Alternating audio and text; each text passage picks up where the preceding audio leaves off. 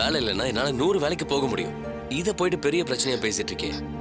இல்ல, நீங்க எல்லாரும் என்ன சமாதானப்படுத்தணும்னு பேசிட்டு இருக்கீங்க. எனக்கு தெரியும் ஏதோ தப்பு நடந்திருக்கு. இத்தனை நாளா இல்லாம திடீர்னு இப்ப எப்படிங்க உங்க வேலை போகும்? டேய் லூசு, ஐடி கம்பெனில போய் பாரு. டெய்லி 40-50 பேரை வேலையை விட்டு தூக்கிட்டு இருப்பாங்க. உனக்கு இதெல்லாம் புரியாது, நீ விடு. இன்னும் 2 மாசத்துல எனக்கு நல்ல வேலை கிடைச்சிடும். மதி சொல்றது உண்மைதாப்பா. மதி வந்த நேரம் நம்ம குடும்பத்துல ஒரு பெரிய மாறுதலே வந்துருச்சு.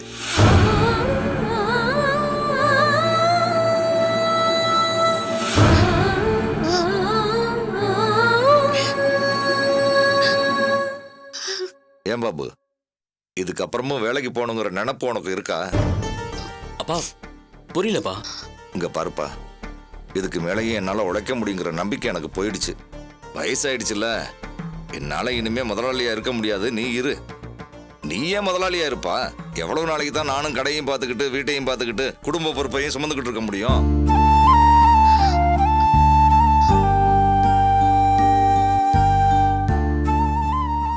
ஏன்பா, அவ்வளவு பெரிய ஹார்ட்வேர்ஸ்க்கு சொந்தக்காரனா முதலாளி சேர்ல உட்காந்துருக்கேன். ஏன் புள்ள போய் இன்னொருத்தண்ட கை கட்டி வேலை பார்க்கலாமா? நீயே சொல்லு.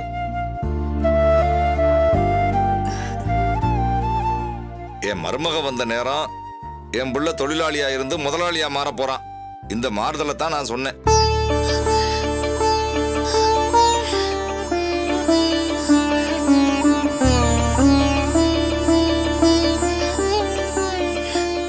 என்ன மருமகளே, நான் சொன்னது சரிதானே?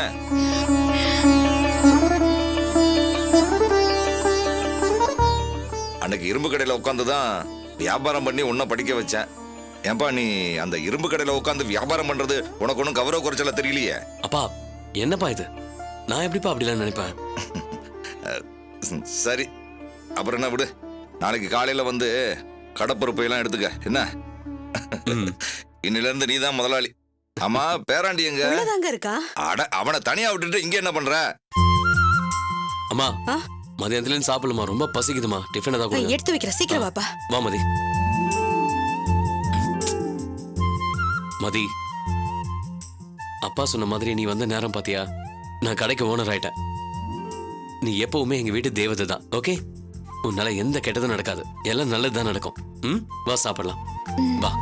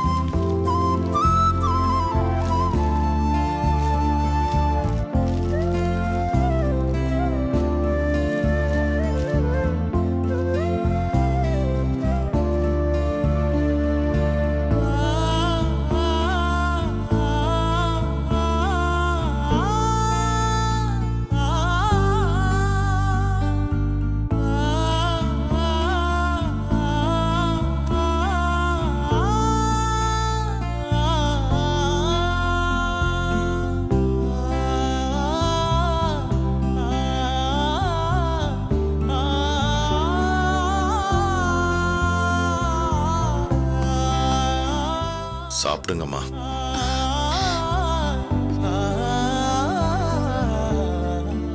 சாப்பிடுங்கம்மா. நீங்க 2 பேரும் இப்படியே இருக்கிறதுனால என்ன மாறிட போகுது? எதுவும் மாறிடாது இல்லையா? சாப்பிடுங்கம்மா. பா, நீங்களே அப்படி பேசுறீங்க. என்ன பாச்சு உங்களுக்கு? நீங்க சாப்பிடாம இருக்கிறதுனால எந்த பிரயோஜனமும் இல்லைன்னு சொல்றேம்மா. மாடி, அப்பா சொல்றேன்ல, சாப்பிடுங்கம்மா. பா, நீங்க ஏதோ மனசுல வச்சுட்டு சொல்றீங்க. எதா இருந்தாலும் சொல்லிடுங்கப்பா. ப்ளீஸ் பா, எங்களால கவிதா போனதே தாங்கிக்க முடியலப்பா. நீங்களும் எங்களை விட்டுட்டு போயிடாதீங்கப்பா. என்னம்மா பைத்தியக்காரத்தனமா?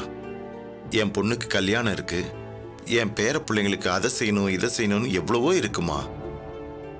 அதெல்லாம் மறந்துட்டு நான் உங்களை விட்டு போயிடுவேனா? இப்படி எல்லாம் பேசத்தான்ப்பா எங்களுக்கு ரொம்ப பயமா இருக்கு. நீங்க இப்படி இருக்க மாட்டீங்களேப்பா. இப்ப ஏதோ வேற மாதிரி பேசுறீங்க. நீங்க உங்க மனசுல வேற ஏதோ நினைச்சிட்டு தான் பேசுறீங்க. ஐயோ தேனு, நம்ம நல்லா வாழணும்னு சொல்லிக்கிட்டு இருக்கேன், நீங்க ஏம்மா என்னென்னவோ நினைச்சுக்கிறீங்க? இல்லப்பா, நீங்க சுந்தரி அம்மா கிட்ட என் பிள்ளைங்களை நல்லா பாத்துக்கோன்னு சொல்லிருக்கீங்க. இப்ப வந்து நீங்க நல்லா சாப்பிடுங்கன்னு சொல்றீங்க. அப்பா எனக்கு ரொம்ப பயமா இருக்குப்பா. அப்பா நீங்க வேணும்னா சொல்லுங்கப்பா. இப்ப இந்த ராத்திரியே மருந்து குடிச்சு செத்துடலாம். அரஞ்சனா பாரு, என்னம்மா பேசுற நீ?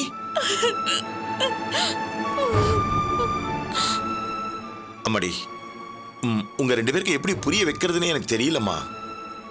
கவிதாக்கு ஒன்னும் ஆகல.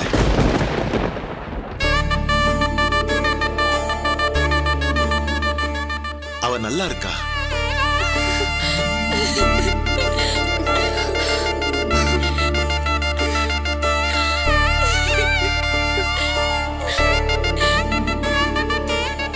அப்பா, என்னப்பா சொல்றீங்க?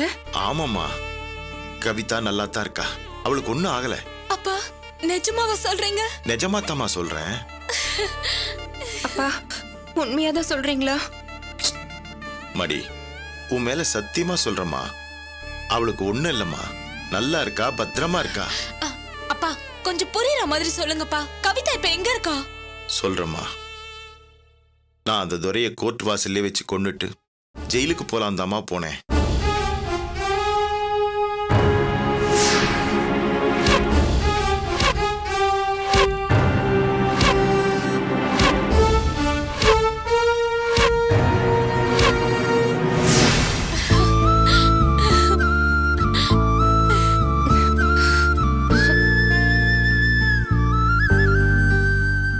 அப்பா, கவிதாக்கு ஒண்ணும் இல்லைன்னு நினைக்கும் போது சந்தோஷமா இருக்குப்பா. ஆனா எதுக்குப்பா இதெல்லாம்? எல்லாம் நல்லதுக்குதாம்மா.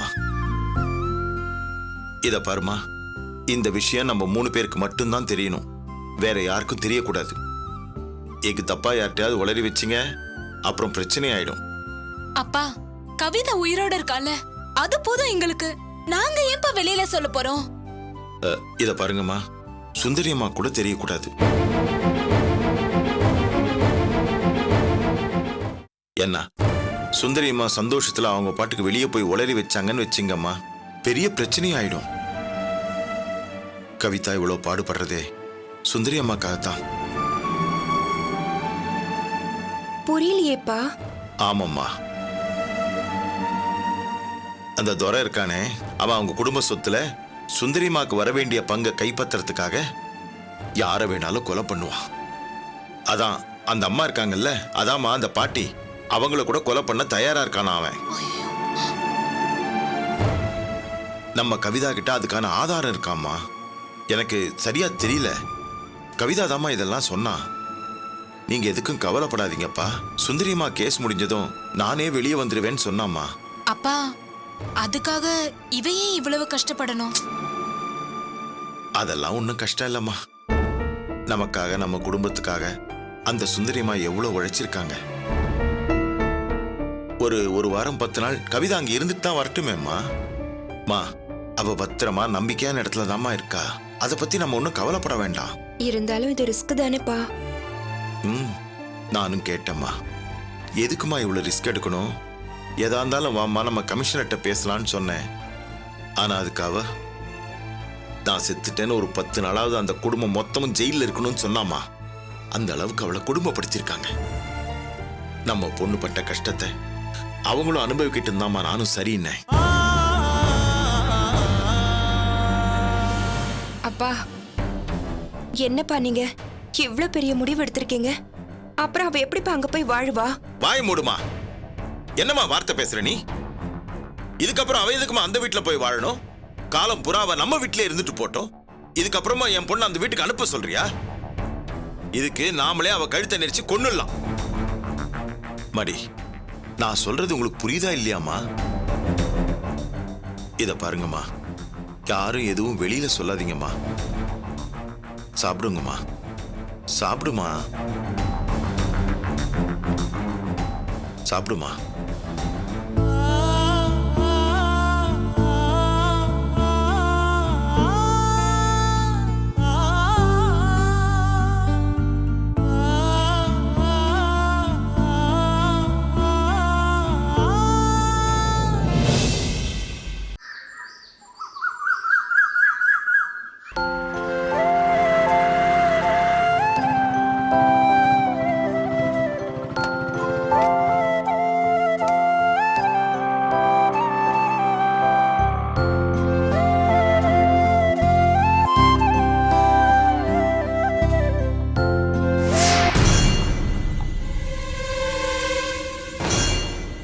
என்னடா ரெண்டு பேரும் ஜோடி போட்டு வந்திருக்கீங்க?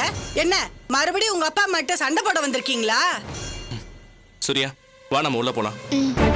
டேய், நான் பேசிட்டே இருக்கேன், நீங்க பாட்டுக்குள்ள போறீங்க. ஏய் நில்லுடா, ஏய் நில்லுடி, ஏய் நில்லு. நீ பாட்டுக்கு சொல்ல போயிட்டே இருக்க. உன் பொண்டாட்டியும் கூட்டிட்டு வந்திருக்க. நான் எதுவுமே சொல்லலன்னு சத்தியம் பண்ண வந்திருக்காளா? அதான் உன் தங்கச்சி யாரையோ லவ் பண்றான்னு சொன்னாலாமே. அப்புறம் என்ன? சூர்யா, நீ வா. டேய் டேய் டேய், என்னடா நான் பாட்டு கேட்டுக்கிட்டே இருக்க, நீ பாட்டுக்கு போயிட்டே இருக்க. உங்க அப்பா அத்தாவை நல்லபடியா பாத்துக்குவேன்னு பார்த்தா நீ இப்படி பண்ணிட்டு இருக்கிய. அதுங்களுக்கு தான் வயசாயிடுச்சு, காலம் முடிய போகுது. உன் தங்கச்சி வாழ்க்கையை நீயே நாசம் பண்ற மாதிரி நடந்துக்கிறியே. என்னங்க கொன்னுடுவோம் உன்னை. எங்க கொஞ்சம் சும்மா இருங்க. உன்னெல்லாம் அடிக்கணும்னா என்னைக்கும் அடிச்சு உதைச்சிருப்பேன். வயசான கிழவி போனா போகுதுன்னு பார்த்தா நக்கலா பண்ணிக்கிட்டு இருக்க. விடுங்க. உன்னை அப்படியே போட்டனா இனி ஒரு வார்த்தை பேசி பாரு, நடக்கிறதே வேற. உன்னெல்லாம் நங்கு நங்கு சூத்துல அடிச்சு அப்படியே கொன்னு. டேய் மாரிஸ், இவ்வளவு நாள் உன்னால வீட்ல விட்டு வச்சதே பெரிய தப்பு. மாரிஸ், டேய் என்னடா கலாட்டா பண்ண வந்திருக்கியா? ஏங்க யார்கிட்ட கத்திக்கிட்டு? மாரிஸ், இவன் எதுக்கு இப்ப வந்தா? ஏய், என்ன நீ வாயை பார்த்துட்டு இருக்க? போ, உள்ள போய் பிளேட் எல்லாம் எடுத்து வச்சு எல்லாத்தையும் ரெடி பண்ணு. டேய், நான் கேட்டதுக்கு பதில் சொல்லாம ஏதேதோ பேசிட்டு இருக்க. எதுக்குடா இங்க வந்த? உனக்கு ஒரு தடவை சொன்னா புரியாதா சூர்யா? உள்ள போன சொல்றேன்ல. சரிங்க, நில்லடி. நீ எங்கடி அங்க போற? கிச்சனுக்கு போறேன். ஏன் கிச்சனுக்குள்ள உனக்கு என்னடி வேலை? காஃபி போட போறேன். நான் போகாம வேற யார் இந்த வீட்டுக்குள்ள போவா? உங்களுக்கு காஃபி வேணுமா டீ வேணுமா சொல்லுங்க.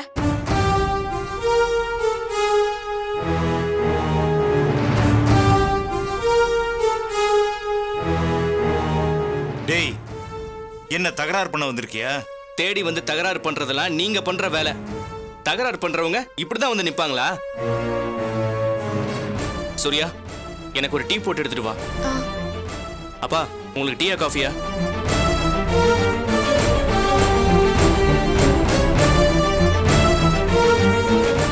அம்மா, சூர்யா டீ போட்டு எடுத்துட்டு வருவா. நீங்க என்ன பண்றீங்க?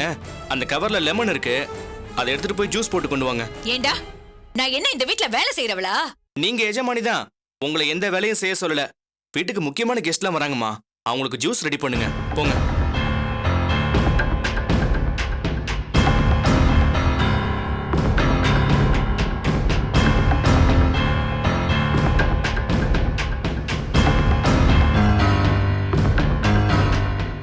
சித்தி, ஏன் இப்படி நிக்கிறீங்க? என்னாச்சு உங்களுக்கு? இவங்க ஏதாவது உங்களை சொன்னானா?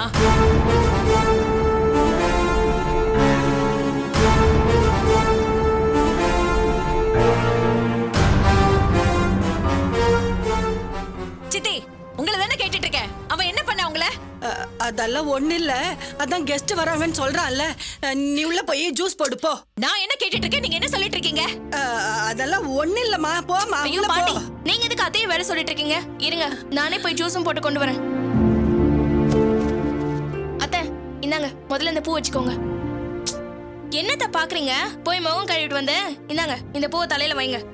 ஏய் சூர்யா, மாமியார் கொடுத்தா போதுமா? போ, போய் உன் நாத்தனாரை ரெடி பண்ணி கீழே கூட்டிட்டு வா. போ. ஏங்க, எனக்கு 2 கை தான் இருக்கு. இப்போ நான் போய் ஜூஸ் போடுறதா இல்லனா இதெல்லாம் எடுத்து வைக்கிறதா? அப்புறமா தானே ஷாலினியை ரெடி பண்ண முடியும். அதெல்லாம் நான் எடுத்து வச்சுக்கிறேன். நீ போய் ஷாலினியை ரெடி பண்ணி கீழே கூட்டிட்டு வா. சரி, இந்தாங்க, இதெல்லாம் எடுத்து வைங்க.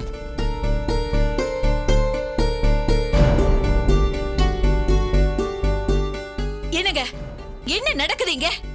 ரெண்டு பேரும் நடு வீட்டுக்குள்ள நின்னுக்கிட்டு அராஜகம் பண்ணிட்டு இருக்காங்க. நீங்க என்னடா ஒண்ணு புரியாதவர் மாதிரி நின்னுட்டு இருக்கீங்க. போய் என்னன்னு கேளுங்க. ஈஸ்வரி, இங்க பாருங்க, இப்ப நீங்க போய் கேக்குறீங்களா இல்ல நான் கேக்கட்டா? இரு, நானே கேக்குறேன்.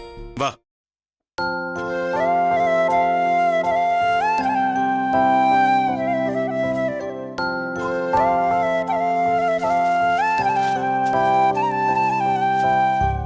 டேய் மாரிஸ், மாரிஸ் சொல்லுங்க.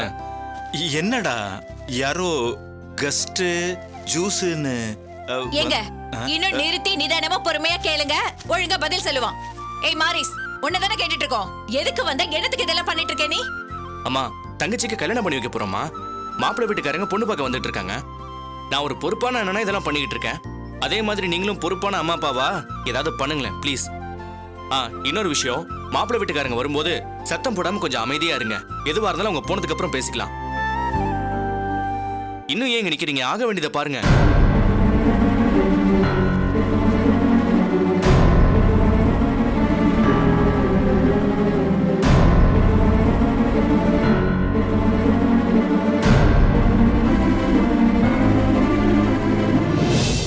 பிடிச்சுக்கிறியா?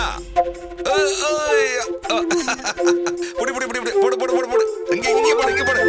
ஏய் தாத்தா தாத்தாவுக்கு போடுடா. தாத்தாவுக்கு போடு. இங்க போடு. இங்க வா இங்க வா. ஏய் தாத்தாவுக்கு போடுறா.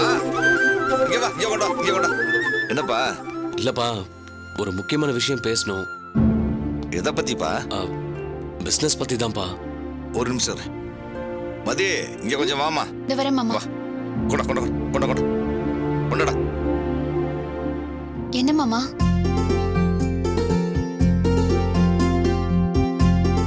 இப்ப சொல்லுப்பா.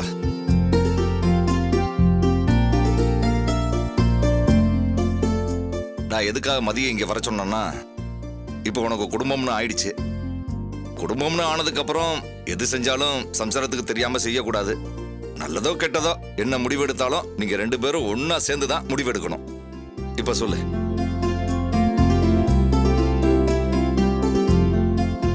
அப்பா, என்ன தப்பா நினைக்க மாட்டீங்கல்ல? ஆட என்னப்பா நீ நீ என்ன சொன்னாலும் நான் தப்பா நினைக்க மாட்டேன். சொல்லு. அப்பா, ரொம்ப வருஷமா ஹார்ட்வேர்ஸ்ல இருந்து பழகி அந்த பிசினஸை டெவலப் பண்ணி வச்சிருக்கீங்க. அதை நீங்க ஈஸியா ஹேண்டில் பண்ணுவீங்க. ஆனா திடீர்னு நான் வந்து எப்படிப்பா? சரி, அப்படின்னா நான் ஹார்ட்வேர்ஸ்க்கு வந்து உனக்கு முதல்ல இருந்து கடைசி வரைக்கும் எல்லாத்தையும் சொல்லி கொடுக்கணும், அவ்வளவுதானே?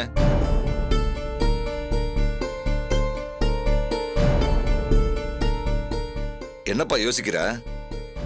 சொல்லு. இல்லப்பா, இத்தனை நாளா ஐடி கம்பெனில வேலை செஞ்சு நல்ல எக்ஸ்பீரியன்ஸ் கிடைச்சிருக்கு. ஆனா இப்ப திடீர்னு ஹார்ட்வேர்ஸ்க்கு போனா அந்த எக்ஸ்பீரியன்ஸ்லாம் வேஸ்ட் ஆயிடுமேன்னு தான் யோசிக்கிறேன். சரி, அதுக்கு என்ன பண்ணணுங்கிற? அப்பா, ஹார்ட்வேர்ஸ்ல எனக்கு முதல்ல இருந்தே இன்ட்ரெஸ்ட் இல்லை. இன்ட்ரெஸ்ட் இருந்தா தானே அதை சக்சஸ்ஃபுல்லா பண்ண முடியும்.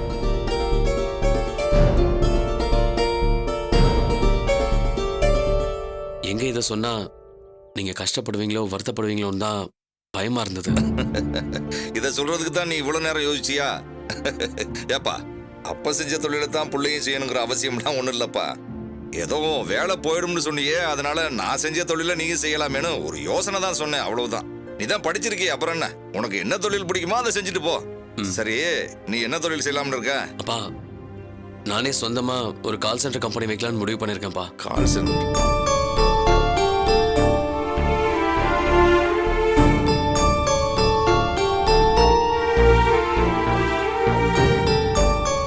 ஏன்பா, அதுக்கு எவ்வளவு ரூபா தேவைப்படும்? ஒரு 70 இருந்து 80பா. 70-80னா லட்சமா?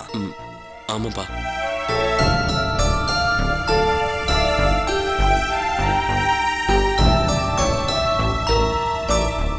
சரி, நீ கால் சென்டர் வைக்கணும்னு முடிவு பண்ணிட்ட, விருப்பமும் படுற, அப்புறம் என்ன? சரி, வச்சிருவோம், விடு. இப்போ நம்மளோட ஹார்ட்வேர்ஸ் இருக்குல்ல, அதை மெட்டீரியல்ஸோட வித்தோம்னா ஒரு 60 லட்சம் 70 லட்சம் தேரும். நான் வெளியில ஒரு 2 லட்சமோ 3 லட்சமோ ரெடி பண்ணிக்கிறேன். எப்படி பார்த்தாலும் ஒரு 70-75 லட்சம் தான் நம்ம கிடைக்கும். உனக்கு என்னன்னா 80 லட்சம் வேணுன்ற, இன்னும் 5 லட்சம் குறையுது, அதுக்கு என்ன பண்றது? மாமா, 5 லட்சம் தானே, விடுங்க, அதை நான் ரெடி பண்றேன். ஏமா, 5 லட்சம்னா சின்ன தொகை இல்லம்மா, பெரிய தொகை. அதை எப்படி நீ ரெடி பண்ணுவ? மாமா, நம்ம கடைக்குன்னு ஒரு ஷேர் கொடுத்தோம்ல, அத நடராஜ் கிட்ட கேட்டா கொடுத்துட போறான்.